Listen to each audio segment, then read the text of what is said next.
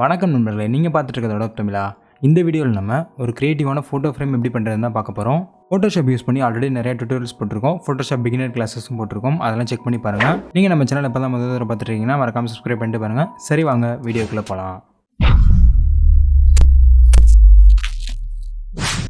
நான் யூஸ் பண்ணுற Photoshop version 2021.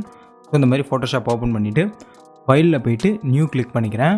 பேசிக்காகவே நம்ம ஃபோட்டோ ஃப்ரேம் சைஸஸ்லாம் இன்ச்சஸில் தான் சொல்லுவோம். ஸோ இங்கே மில்லிமீட்டர்ஸில் கிளிக் பண்ணிவிட்டு இதில் இன்ச்சஸ் செலக்ட் பண்ணிக்கிறேன். இந்த டுட்டோரியலுக்காக நான் சூஸ் பண்ணுற சைஸ் வந்து 12x18. ஸோ விட்த் வந்து 12 கொடுத்துக்கிறேன். தென் ஹைட் வந்து 18 கொடுத்துக்கிறேன். எப்போவுமே ஃபோட்டோ ஃப்ரேம்ஸ்க்கு வந்து சுற்றி மார்ஜின்ஸ் வந்து ஈவனாக இருக்கணும். ஸோ மார்ஜின்ஸ் நிறையாவே கொடுக்கணும் சைஸ்க்கு ஏற்ற மாதிரி. 12x18 அப்படின்றது பெரிய சைஸ் தான். ஸோ ஃபோட்டோஷாப்பில் எப்படி மார்ஜின்ஸ் கொடுக்குறதுனா, வியூவில் போயிட்டு நியூ கைட் லேஅவுட் கிளிக் பண்ணிக்கோங்க. இதில் வந்து காலம்ஸ், ரோஸ் இந்த மாதிரிலாம் ஆப்ஷன் இருக்கும். ஸோ இதெல்லாம் செக் போட்டு நீங்கள் நம்பர் கொடுத்தீங்கன்னா அதுக்கேற்ற மாதிரி மார்ஜின்ஸ் வந்து காலம்ஸும் ஸ்ப்ளிட் ஆகும், ரோஸாக ஸ்ப்ளிட் ஆகி வரும். பட் இதெல்லாம் நமக்கு இப்போதைக்கு தேவையில்லை. இப்போ நமக்கு மார்ஜின் மட்டும்தான் வேணும். ஸோ மார்ஜினை கிளிக் பண்ணிவிட்டு இதில் நமக்கு சென்டிமீட்டரில் இருக்குது 0.169 சென்டிமீட்டர்னு. இதை கிளிக் பண்ணிவிட்டு Ctrl A கொடுத்து எல்லாமே செலக்ட் ஆகிடும். இப்போ 2 கொடுத்துருங்க. அதே மாதிரி டேப்பை ப்ரெஸ் பண்ணிங்கன்னா அடுத்த காலமுக்கு போகும். ஸோ இங்கேயும் 2, அதே மாதிரி எல்லாத்துக்குமே 2 கொடுத்துக்கலாம். தென் மேலே ஓகே கொடுத்துருங்க. இப்போ 2 சென்டிமீட்டருக்கு எல்லா சைட்லேயுமே மார்ஜின் நமக்கு செட் ஆகிடுச்சு. நம்ம இந்த டாக்குமெண்ட்டில் ஒர்க் பண்ணும்போது இந்த மார்ஜின் வந்து இந்த மாதிரி மூவ் ஆகிறதுக்கு நிறையா சான்சஸ் இருக்குது. ஸோ வியூவில் போயிட்டு லாக் கைட்ஸ் கொடுத்துக்கோங்க. இப்போ அந்த லாக்கை ரிலீஸ் பண்ணால் தான் நம்மளால் இதை மூவ் பண்ண முடியும். அதர்வைஸ் நம்ம மூவ் பண்ணவே முடியாது. தென் நான் டவுன்லோட் பண்ணி வச்சிருந்த இமேஜை வந்து டாக்குமெண்ட்டில் ட்ராக் பண்ணி ப்ளேஸ் பண்ணிட்டேன். இப்போ இந்த இமேஜோட சைஸ் வந்து கரெக்டான 12x18 தான் இருக்குது. நம்ம சைஸ் தான் இருக்குது. பட் இது வந்து மார்ஜின்குள்ளார ஃபிட் பண்ணும். மார்ஜின் வந்து ஒயிட்டில் இருக்கணும். ஸோ Ctrl T போட்டுக்கிறேன். ட்ரான்ஸ்ஃபார்ம் ஆப்ஷன் வந்துருச்சு. இப்போ ஷிஃப்ட்டையும் ஆல்ட்டையும் ஹோல்டு பண்ணி இந்த மாதிரி சைஸை சென்டராக ரெடியூஸ் பண்ணிக்கலாம்.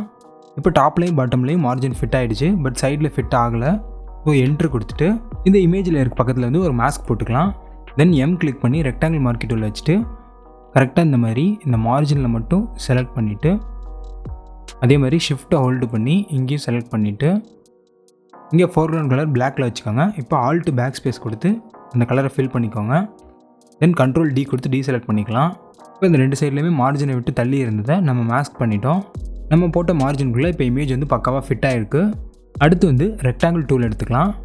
ஜஸ்ட்டு உள்ளார போடுற ஃப்ரேம் வந்து உங்களுக்கு என்ன சைஸில் வேணுமோ அந்த சைஸ் நீங்கள் ட்ரா பண்ணிக்கலாம்.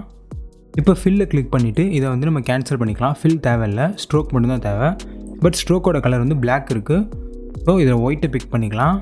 தென் ஸ்ட்ரோக்கோட வெயிட் வந்து எவ்வளோ வேணுமோ அவ்வளோ இன்க்ரீஸ் பண்ணிக்கோங்க. இப்போ உள்ளார போட்டு அந்த ஃப்ரேம் லேயரை வந்து Ctrl T போட்டு ட்ரான்ஸ்ஃபார்ம் டூல் வச்சு ஜஸ்ட் இங்கே கார்னரில் கொண்டு போய்ட்டு இந்த மாதிரி கிளிக் பண்ணி ட்ராக் பண்ணி இந்த மாதிரி ரொட்டேட் பண்ணிக்கலாம் ஸ்லாண்டிங்காக. இந்த சைடில் வந்து நமக்கு கேப் கம்மியாக இருக்குது, பட் இந்த சைடில் அதிகமாக இருக்குது. ஸோ இங்கே கிளிக் பண்ணி லைட்டாக ட்ராக் பண்ணி அதுக்கேற்ற மாதிரி இந்த ஃப்ரேம் வந்து கொஞ்சம் இன்க்ரீஸ் பண்ணிக்கலாம்.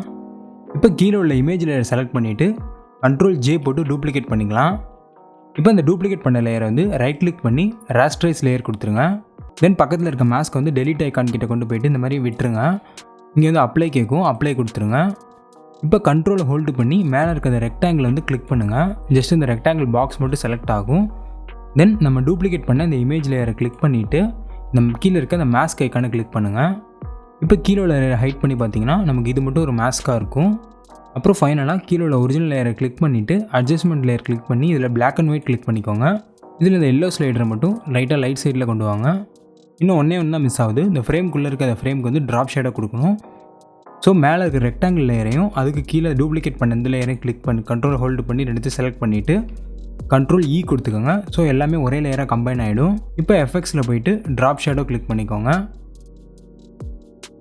உங்களுக்கு சைஸு, டிஸ்டன்ஸ் இதெல்லாம் எவ்வளோ வேணுமோ எல்லாத்தையும் அட்ஜஸ்ட் பண்ணிவிட்டு ஓகே கொடுத்துருங்க. இந்த மாதிரி ஏதாவது கோட்ஸ் டைப் பண்ணி அதை சைடில் கேப்பில் வச்சுருங்க. நம்ம சேனலில் போடுற வீடியோஸ்லாம் உங்களுக்கு யூஸ்ஃபுல்லாக இருந்துச்சுன்னா நம்ம சேனலுக்கு ரெகுலராக சப்போர்ட் பண்ணுங்கள். அடுத்த வீடியோவில் வேறு ஒரு இன்ட்ரெஸ்டிங்கான கண்டென்ட்டோடு சந்திக்கிறேன் நண்பர்களே. நன்றி, வணக்கம்.